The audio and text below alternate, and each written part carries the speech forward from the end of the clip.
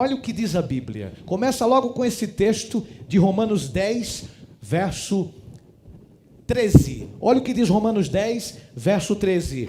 Porque, leia comigo, porque, você que está assistindo, pode ler também, você que está aqui comigo, Romanos capítulo 10, 13. Porque todo aquele que invocar o nome do Senhor será salvo.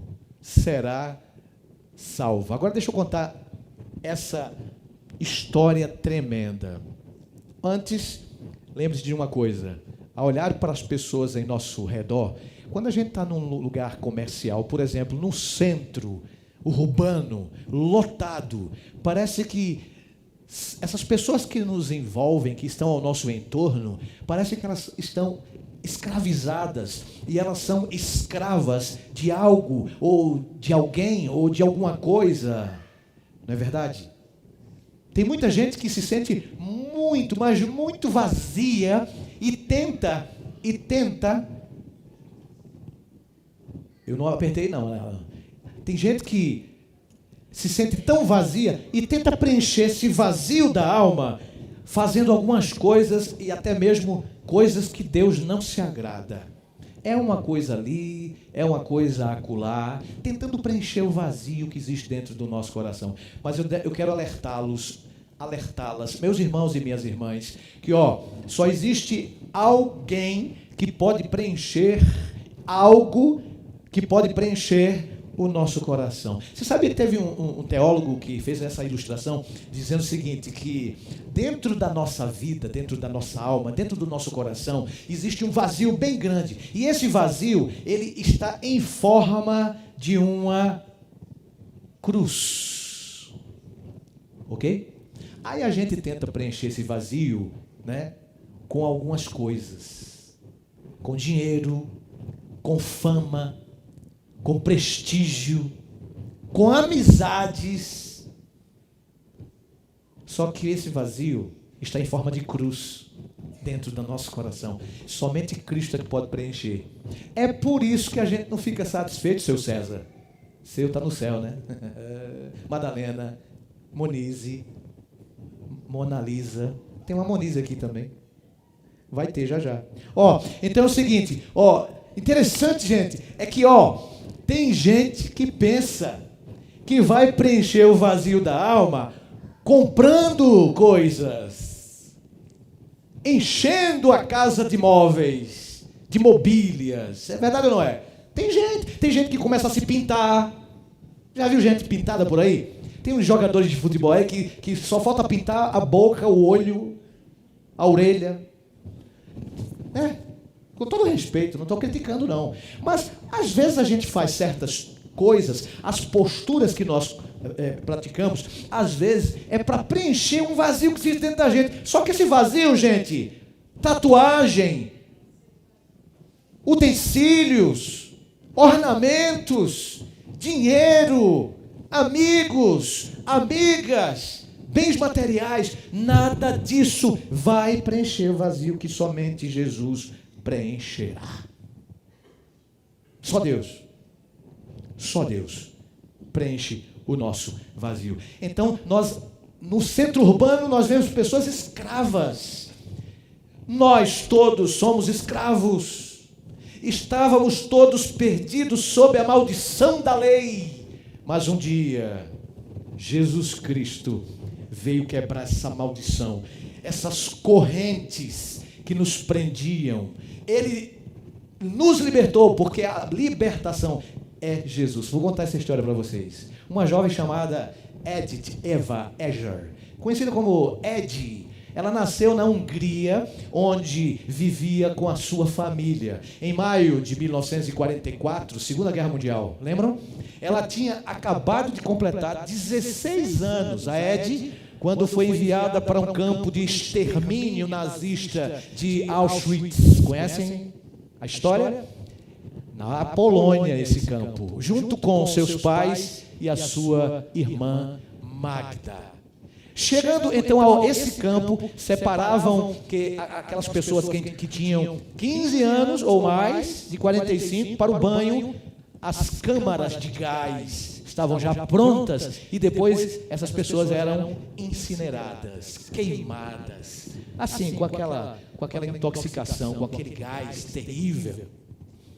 Os que tinham de 16 a 44 anos deveriam trabalhar até morrer de inanição em semanas e meses no campo de concentração. Naquele inferno de neve, irmãos e irmãs, vazio de qualquer esperança, os soldados nazistas descobriram que Ed dançava balé, então levaram-na para entreter Joseph Mengele. Quem foi Joseph Mengele? Todo mundo se arrepiava quando ouvia falar em Joseph. Era o diabo em pessoa. Mas levaram então a jovem, aí passa para mim. Levaram a mulher, Joseph, a presença de Joseph. É melhor deixar aqui quieto mesmo, viu, Rogério? Tá tranquilo.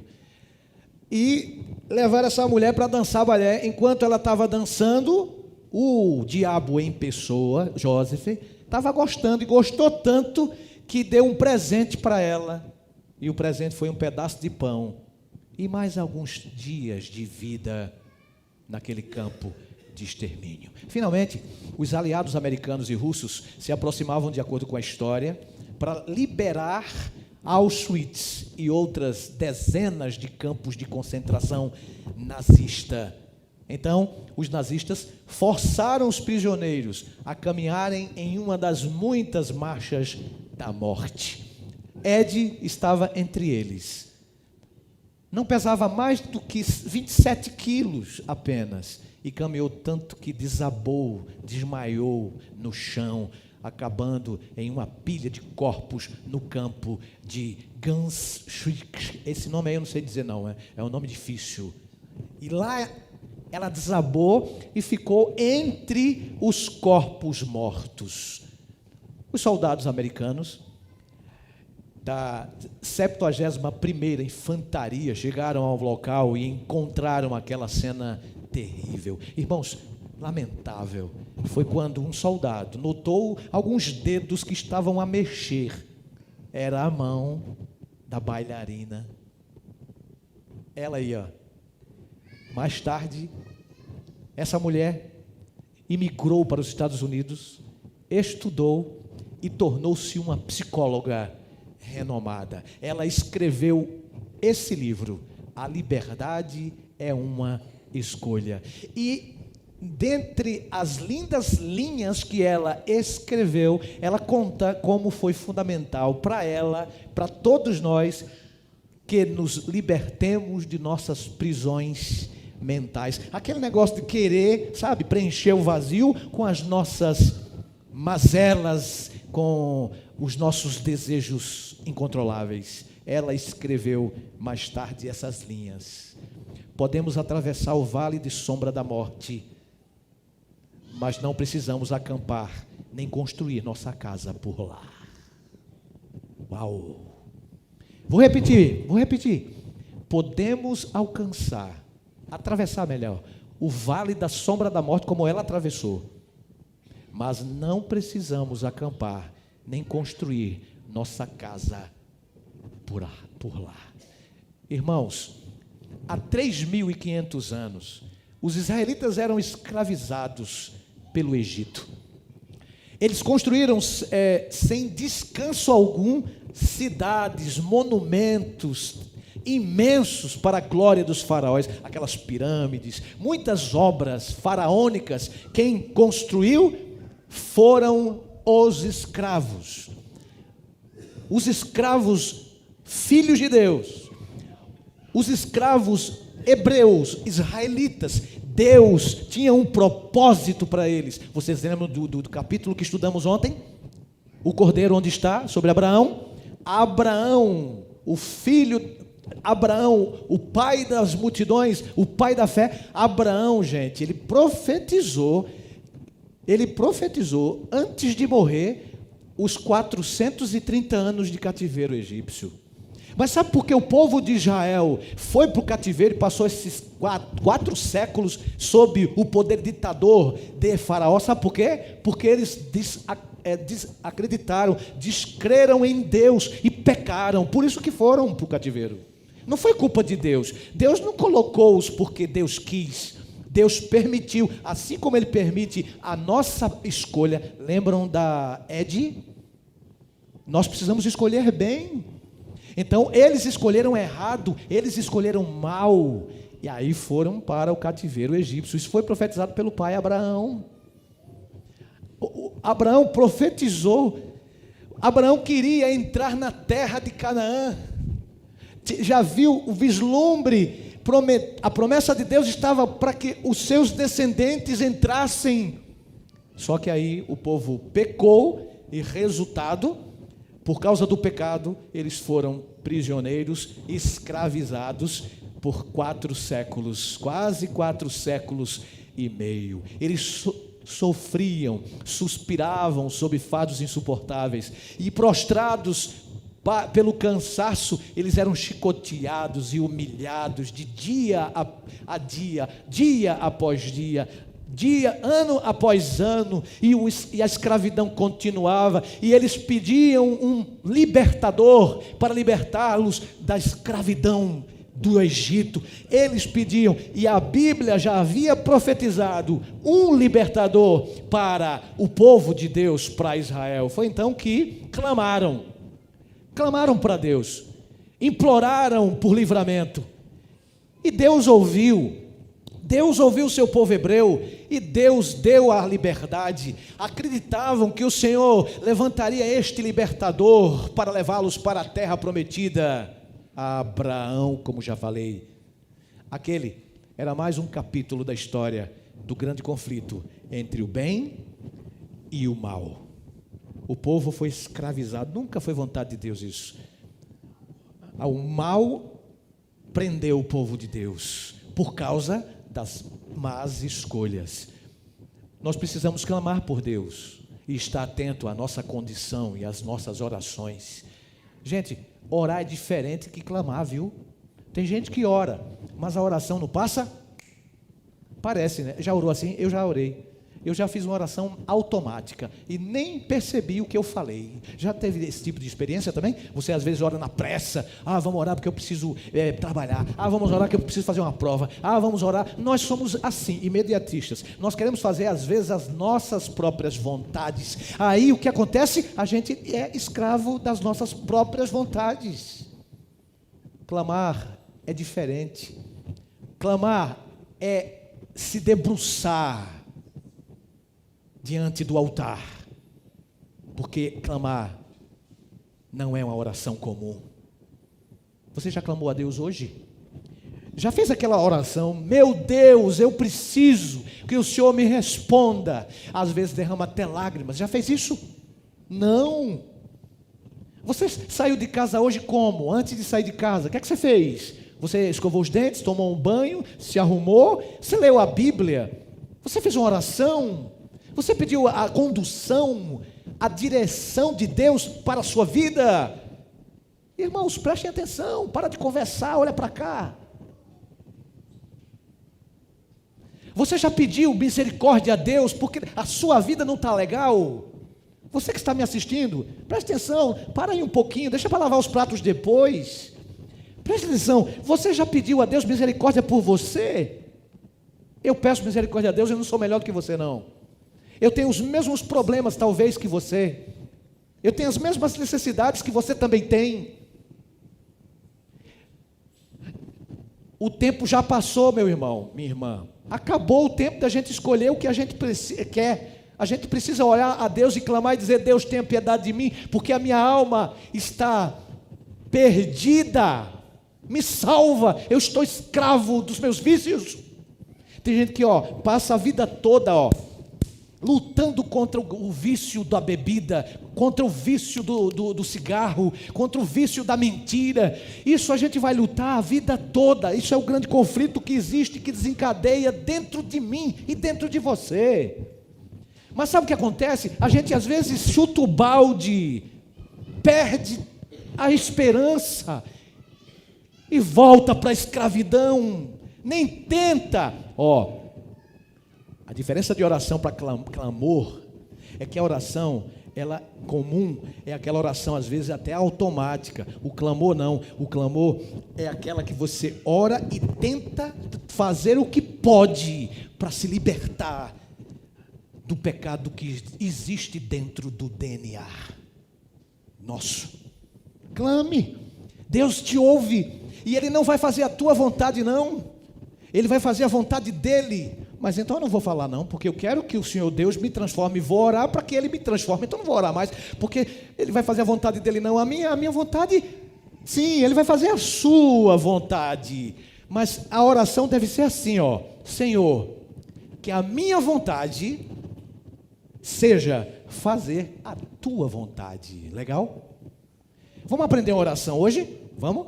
Já que o pecado existe dentro do nosso DNA e a gente tem que se libertar, olha aí, a gente tem que se libertar do pecado antes dele destruir a gente. Então vamos fazer uma oração assim, Vocês vão repetir comigo. Você que está no YouTube pode repetir também. Eu vou te ouvir, viu? Você vai me ouvir. E você que está aqui no presencial, eu vou ensinar uma oração para você, porque o pecado está dentro da gente. Quando João diz assim, que a gente tem que orar a Deus e pedir para que a gente não ame o mundo, nem a concupiscência da carne e nem a concupiscência dos olhos. Já viram isso? Pois é, calma, pastor, vai devagar. Calma aí, fala devagar, porque é muita coisa na minha cabeça. Vamos lá.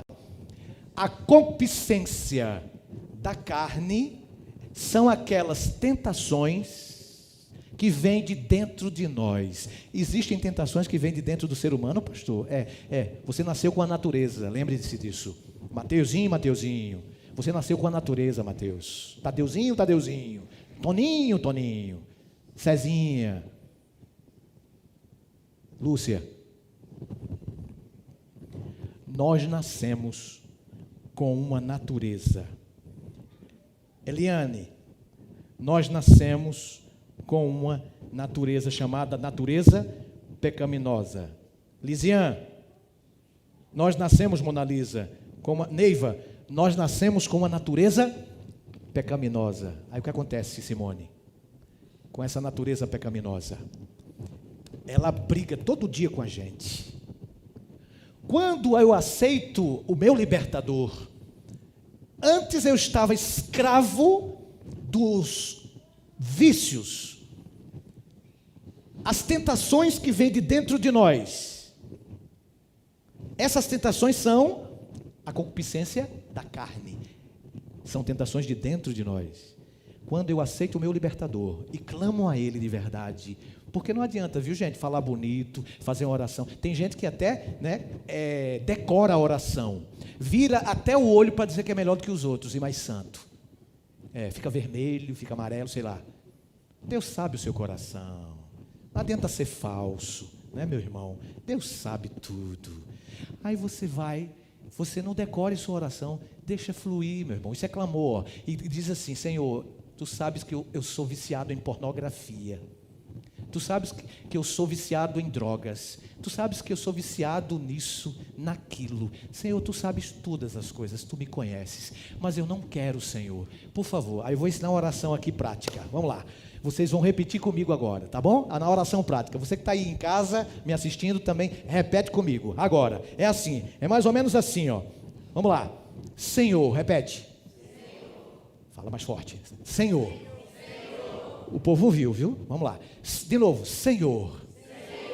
Eu sou pecador. Escravo do pecado.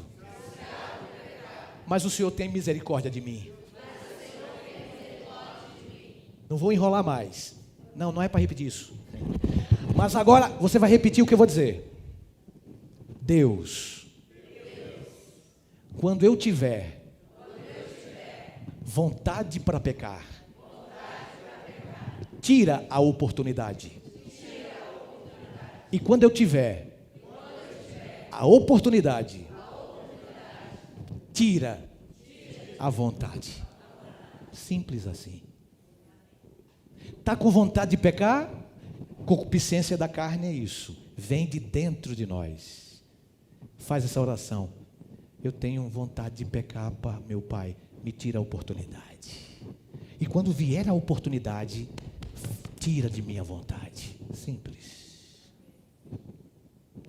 Aí Deus vai te libertar.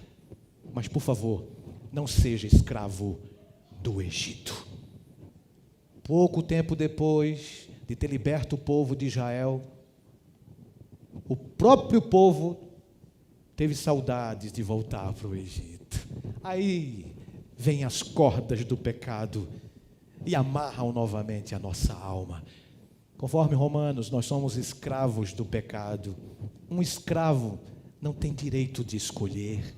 Simplesmente o dono vai lá, o mandante, o patrão diz, faça e faça, é uma ordem. Eu não estou pedindo, eu estou ordenando. A boa notícia, gente, é que todo aquele que invocar o nome do Senhor será o quê? Salvo. Salvo. Todo aquele que invocar o nome de Deus será salvo. Nós somos libertos a preço de sangue, fomos libertos, somos libertos a preço de sangue. Lembra o que aconteceu? Aí eu vou explicar a Páscoa para vocês agora, em poucos minutos finais. Qual foi o argumento do rei Faraó, o rei monarca? Naquela época, quem dominava o mundo era o Egito. O Egito um dia foi o que os Estados Unidos são hoje, a maior potência mundial. Naquela época, o Egito dominava o mundo todo. Tinha um monarca, um rei chamado Faraó. E o Faraó mandava e o povo tinha que obedecer. Se não obedecesse, morria, porque era por ordem dele matar. Aí chega Moisés. Lembra de Moisés? Moisés nasceu ali no Egito. Moisés foi preso depois de adulto que se revelou ser hebreu. Vocês conhecem a história? Moisés foi e sumiu do mapa, passou 40 anos no Egito. Com 40 anos ele matou um egípcio, lembra da história? Quando ele entendeu que não era egípcio, era hebreu, ele foi embora para uma montanha, lá debaixo do Monte Sinai, e ele conheceu uma família, constituiu família, filhos, etc. Aí o que acontece? Moisés passou 40 anos cuidando de ovelhas, animal. Agora com 80 anos, Deus fala com ele através de uma coisa interessante, né? Um arbusto que não se consumia, queimava, mas não se consumia. E Deus falava com Moisés: Moisés, quem és? Sou eu, Moisés, o teu Deus, o pai de Abraão, de Isaac, Jacó. Sim, e o que o Senhor quer comigo? Tira as sandálias do teu pé, a terra é santa. Ele tirou, ele viu algo extraordinário. Moisés, eu tenho visto por centenas de anos o meu povo me clamar, chorando todos os dias por libertação da escravidão, Moisés. Agora, Moisés, vai a Faraó e liberta o meu povo. Como é a história? Não, eu, filho de Arão e Joquebede, irmão de Miriam e Arão, não, por algumas, não tenho tempo para falar, algumas e reiteradas vezes ele disse: eu não posso ir salvar o teu povo, eu não sei falar. Já passou com alguns de vocês também? Não, eu não sei falar, eu não sei cantar, eu não sei dar estudo bíblico, eu não sei mexer em computador, eu não sei fazer isso, eu não sei, Senhor. Deus disse: eu vou te ajudar. De tanto relutar, teu irmão Arão vai te ajudar também. Vai lá e liberta meu povo. Ele foi com Arão, né? Moisés era como se fosse Deus e Arão como se fosse o profeta. Moisés falava para Arão: Arão, fala assim. Aí Arão, no sotaque dele, né, no jeito dele, falava para Faraó: deixa o meu povo ir. Vocês conhecem a história? E Faraó endureceu o coração. Ele teve o seu argumento.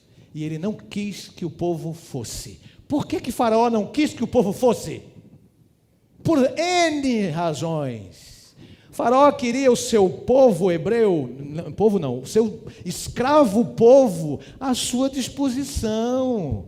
Faraó não queria perder. E começou logo com essa conversa, endurecendo o coração. Quem é o Deus desse povo que eu não conheço? Não vou deixar o seu povo Moisés ir. O que mais Faraó fez? Endureceu o coração. Aí vem o poder miraculoso de Deus. Deus começou a atingir os deuses do Egito. Através de quantas pragas? 10.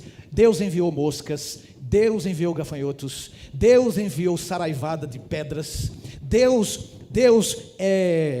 enviou trevas. O povo estava nervoso. Aí a cada praga, justamente, cada praga, as 9 primeiras, por exemplo, as 9, com exceção da 10ª, as 9 foram simplesmente uma repreensão à fé dos egípcios aos deuses egípcios. Entenderam? As 9 pragas foram uma repreensão direta contra os deuses, contra a fé, melhor, a fé operante que os egípcios tinham nos deuses egípcios, com exceção da 10ª. Terminando, a 10ª praga foi com a morte dos primogênitos. Aí Deus não mexeu somente com a fé dos egípcios, Deus mexeu diretamente com os deuses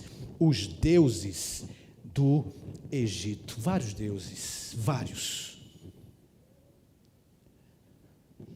Começou a morrer o primeiro filho, tanto dos primogênitos, tanto dos homens quanto dos animais. Deus repreende. Vocês lembram que Faraó no início deu um decreto, assim como Herodes no Novo Testamento mandou um decreto para matar as criancinhas? Aconteceu esse primeiro decreto lá no Egito, viu?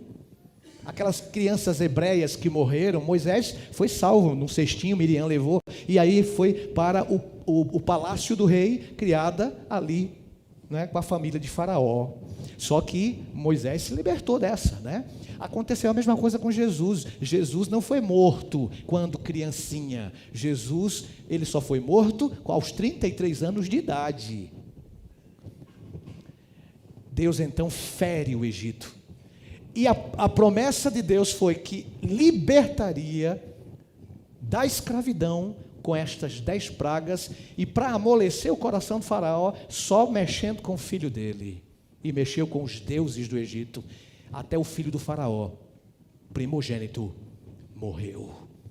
Foi então que Deus disse para Moisés realizar os sinais que terminariam forçando o Egito a libertar os israelitas. A cada anúncio ao faraó e pedido para libertar os israelitas, as pragas caíram sobre os egípcios. Porém, essa última praga seria a pior de todas, a morte dos primogênitos, que anunciada foi desde o início. Aí foi nesse momento que Deus instituiu a Páscoa. Quando foi a Páscoa instituída? Com a morte dos primogênitos no Egito. Como era a Páscoa? Nessa época de Páscoa, o comércio se aproveita, os credores também, os empresários se aproveitam esse momento para ter muito dinheiro e lucro no bolso e no banco. Aí começam a fabricar chocolate, né? E começam a fabricar coelhinhos da Páscoa. Agora, eu pergunto, o que tem a ver coelho com Páscoa e chocolate com Páscoa? Nada. É assim como inventaram o Papai Noel, né? Então, por quê? Qual é o sinal da Páscoa? Primeiro, qual é o animal que prefigurava a Páscoa? Cordeiro.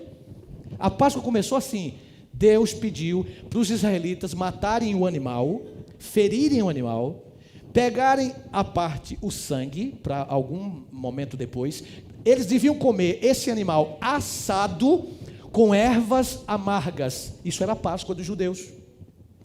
O que isso prefigurava, representava? Simplesmente Jesus, Cordeiro de Deus, que seria imolado na cruz do Calvário, e as ervas amargas representariam o quê? A amargura que o povo de Israel passou durante 430 anos sob o poder de Faraó. Tá? Então, até aqui eu não vi chocolate e não vi coelho. Até aqui eu vi sangue, que era o sinal, e o animal. O animal representa Jesus e o sangue representa o sangue de Cristo vertido na cruz para libertar-nos do pecado. Aí o que é que eles faziam com o sangue?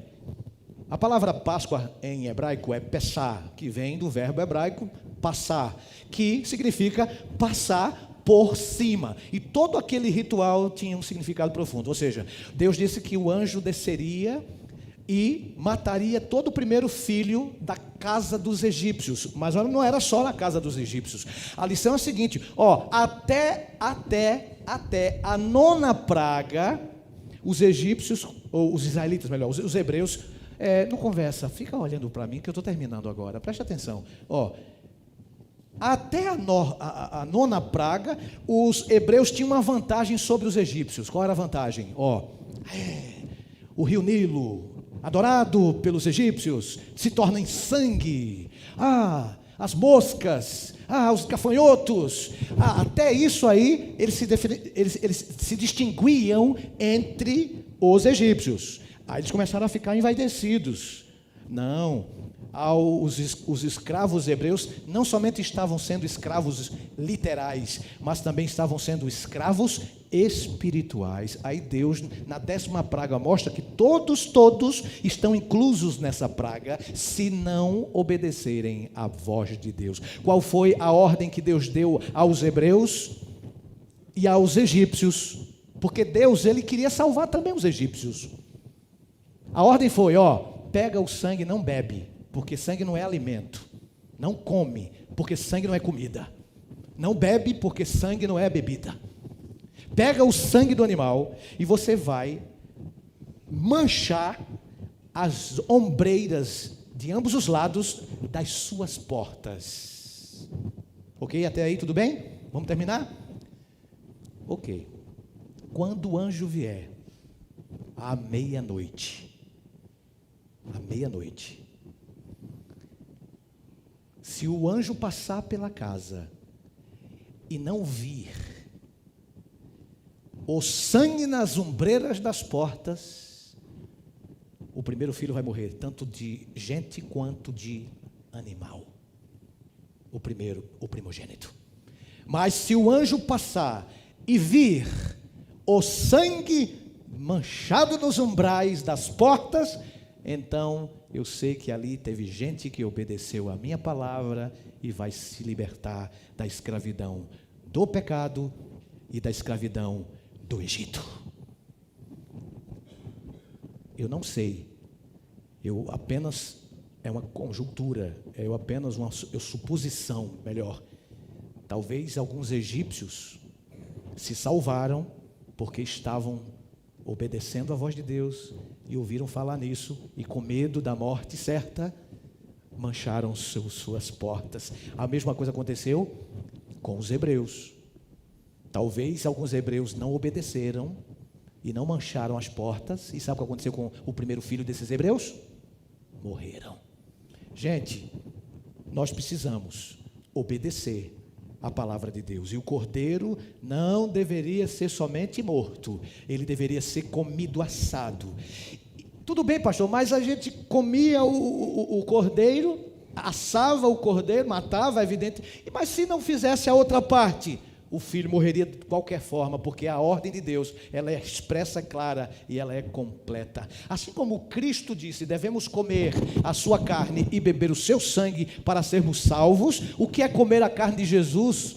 O que é beber o sangue de Jesus? Gente, não é transubstanciação, não existe isso. Não é pegar o pão e orar e dizer assim, agora este é o corpo. Não é pegar o cálice ou o suco da uva não fermentado e sem álcool e dizer assim, eu vou orar e agora esse suco da uva vai se transformar literalmente no sangue de Cristo. Isso é transubstanciação, isso não é bíblico. A Bíblia mostra para nós em termos de de simbolismos. O corpo, ou seja, o pão representa o corpo e o suco representa o sangue. Só isso, Cristo quer que nós também alimentemos a nossa alma com o seu corpo e com o seu sangue através dos símbolos da Santa Ceia. Se Deus não tivesse provido um meio para a salvação, os israelitas também morreriam. Olha o que diz 1 Coríntios 5,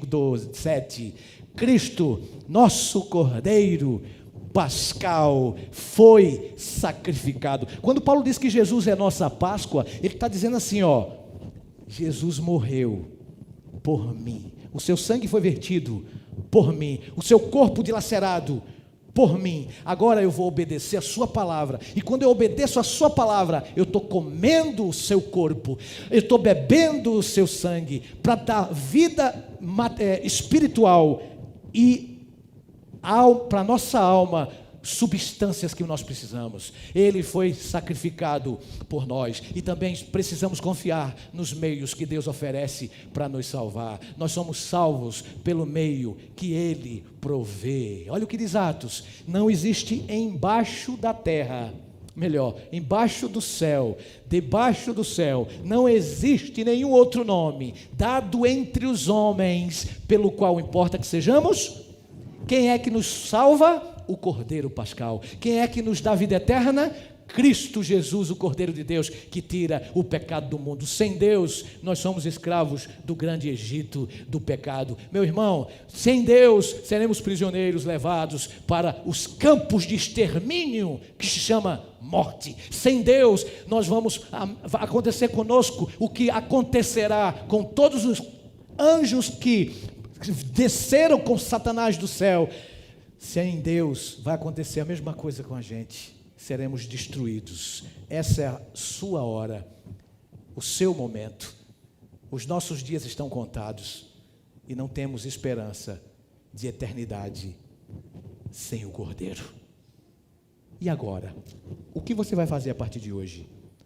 Vai se empanturrar de chocolate? Como é bom comer chocolate, quem não gosta? Mas eu acho que vocês entenderam o significado da Páscoa. No dia 10 de Abib ou Nisan, eles separavam o animal. E somente no dia 14 de Abib ou Nisan, finalzinho de março para início de abril, no calendário hebreu, eles pegavam o animal, matavam o animal, comiam o animal assado com ervas amargas, pegava esse sangue e separava como prova de que obedeceram a Deus. Isso vigorou até Jesus vir ao mundo e morrer por nós. Até Jesus, naquela quinta-feira da paixão, reunido com os seus apóstolos, comiam da Santa Ceia. Lembram? A Páscoa judaica teve um fim com a ceia que Jesus proporcionou para os apóstolos. Ou seja, a Santa Ceia cristã substitui a Páscoa dos judeus. Gente, tem pessoas que acreditam ainda que a Páscoa pode ser praticada. Não tem problema, e a gente tem que respeitar. Agora, matar animalzinho não precisa mais, não é? Não há necessidade de matar. E eu respeito aqueles que acreditam ainda que a Páscoa ainda vigoram. Eu só quero dizer para vocês que, pela leitura que nós entendemos, quando a Bíblia diz que Jesus é nossa Páscoa, acabou. A Santa Ceia substitui a Páscoa, assim como o batismo substitui a circuncisão. Então, hoje, nós temos a garantia que a escravidão acabou, porque Jesus nos libertou, e nós devemos clamar a Ele por essa libertação. Clame por sua salvação. Deus quer hoje dar a você o perdão e a paz que só Ele tem a oferecer. Amém? E o que fazer agora, pastor? O que é que eu devo fazer, pastor, para ser salvo? Como comecei, eu termino. Clame, invoque, porque todo aquele que invocar e clamar o nome de Jeová será salvo. Você crê no sangue de Jesus? Você crê que o poder do sangue é tão grande ao ponto de te libertar dos vícios que te atormentam? Amém? Você crê nisso? Você que está no chat aí pode dizer: eu creio, pastor, e eu quero me libertar dos vícios. Eu creio, pastor. Você que está aqui no presencial: eu creio, pastor, e quero que o sangue de Jesus me liberte, porque é pelo sangue de Cristo que nós temos liberdade e libertação para fazer o que é certo. Não é libertinagem, é liberdade para obediência. Não é libertinagem para desobediência, é liberdade para fazer a minha vontade, porque a minha vontade é fazer a tua vontade. É liberdade para dizer assim: Senhor, quando eu tiver vontade para pecar, tire a oportunidade, e quando eu tiver a oportunidade, tire a vontade. Você quer entregar o seu coração a Jesus agora? Quer se entregar completamente a Ele? Pastor, eu não tenho condições de ir. Venha mesmo assim. Eu sou pecador. Sim, Jesus veio por você e por mim, que somos pecadores. Ah, pastor, eu não tenho vontade. Vai. A oportunidade te é garantida. A liberdade Ele quer te dar. A libertação da escravidão espiritual Ele quer te dar hoje. Não importa o que você fez alguns segundos atrás. O que importa é você entregar sua vida agora. E quando Jesus pegar a sua vida, Jesus vai transformar a sua vida totalmente, como de ponta cabeça que você estava. Você vai ficar do lado correto e Jesus vai te dar o poder para fazer o que Ele quer que você faça. Mas isso só é possível através do sangue. Quer fazê-lo agora? Se entrega. Enquanto você ouve e assiste, entregue-se a Jesus. Através do teu sangue, ó Jesus, triunfante vou, vitória tenho aqui. Neste mundo tão perverso, Senhor, nos deste a luz, que ainda brilha pra quem queira ver. Em meu ser, o seu sangue derramou, quando lá naquela cruz morreu por mim. Por amor, sofreu meu Cristo, por querer sofreu, para que tenhamos vida eterna. Ó Senhor,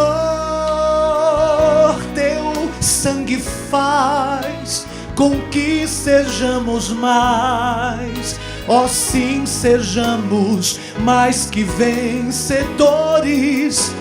Livre então, agora sou, pois sei que me darás, sim, sempre me darás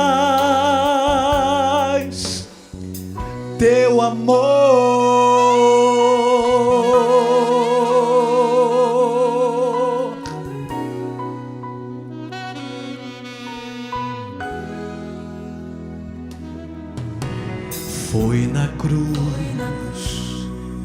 Foi na cruz que vi a luz, e o meu fardo fez-se leve por Jesus.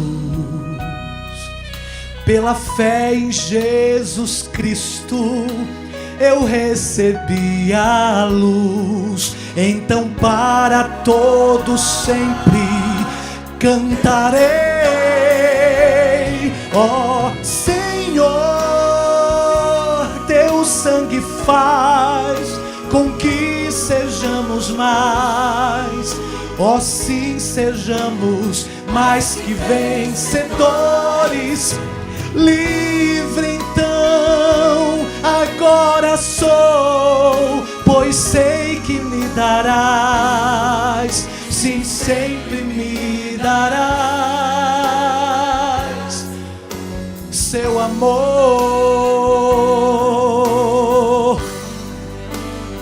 Ó Senhor, teu sangue faz com que sejamos mais. Ó, sim, sejamos mais que vencedores. Livre então agora sou, pois sei que me darás, sim, sempre me darás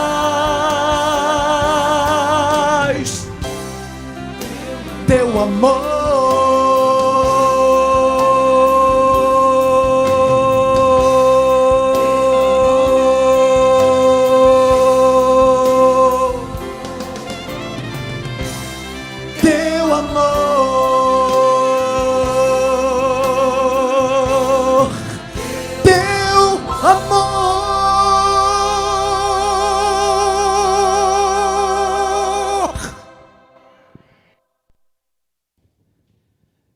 Isso que Ele faz todos os dias por nós. Ele fez há milênios e Ele faz quando Ele apela ao meu e ao seu coração, quando diz assim: filho meu, dá-me o teu coração. Termino como comecei. Dentro de cada ser humano existe uma cruz e existe um trono. Quando nós, seres humanos, queremos dominar, sentamos nesse trono e crucificamos Jesus naquela cruz dentro de nós. Mas quando nos submetemos a Deus e colocamos Jesus no trono da nossa existência, nós é que devemos ser crucificados nesta cruz. E lembram do vazio que existe dentro de nós? Em forma de cruz? É isso mesmo. Você vai quebrar a cara se você continuar querendo suprir as suas necessidades do coração com viagens. Eu não estou dizendo que não devamos viajar. Eu amo viajar. Com vícios, isso aí não tem jeito não, é ruim mesmo. Não tente. Vamos quebrar a cara se nós quisermos preencher o vazio lá do coração com coisas supérfluas da vida. Porque o vazio do coração está em forma de cruz. E só o sangue de Jesus, e só a cruz de Cristo, só Ele pode preencher. Você já entregou o seu coração a Ele? Quer nesse momento fazê-lo? Aqui no presencial, se você quiser, fique em pé. Você que está me assistindo no YouTube e quiser entregar sua vida a Jesus, pode no chat dizer assim, ó: eu quero, pastor, porque eu creio que o sangue de Jesus pode me libertar. Enquanto oramos, faça isso. Obrigado, Pai querido, por mais uma noite de semana. Obrigado pela libertação da escravidão do pecado que efetuaste hoje na nossa vida, no nosso coração. Entra no trono da nossa alma e preencha, Senhor, o vazio que existe em forma tua, e somente tu pode preencher. Porque por mais que tenhamos bens materiais e por causa disso queremos suprir aquele vazio, não conseguiremos preenchê-lo, porque só quem pode preencher é o Senhor Jesus. É por isso que nós nunca, do lado de cada eternidade, seremos satisfeitos por causa das coisas desta vida. E eu creio. E muito obrigado por isso, Senhor. É o Senhor que coloca essa insatisfação dentro do nosso coração para a gente te buscar e não buscar essas coisas deste mundo. Leva-nos embora. Agora, os que estão aqui na igreja, para os nossos lares, na tua paz e com a certeza de que o teu sangue nos libertou da escravidão do pecado. E para os que nos assistiram e também adoraram a Deus através desta transmissão, que o Senhor colocou de fato no coração e impressionou cada um deles, assim como os que estão no presencial, e cada um de nós colocamos o sangue de Cristo nos umbrais da nossa casa, do nosso coração. O anjo vai passar, e vai passar por longe, por alto, e não vai nos destruir, porque o sangue de Cristo, que nos purifica de todo o pecado, nos salvou e nos libertou. Dá-nos uma noite de muita graça, em nome de Jesus. Amém. Amém e amém.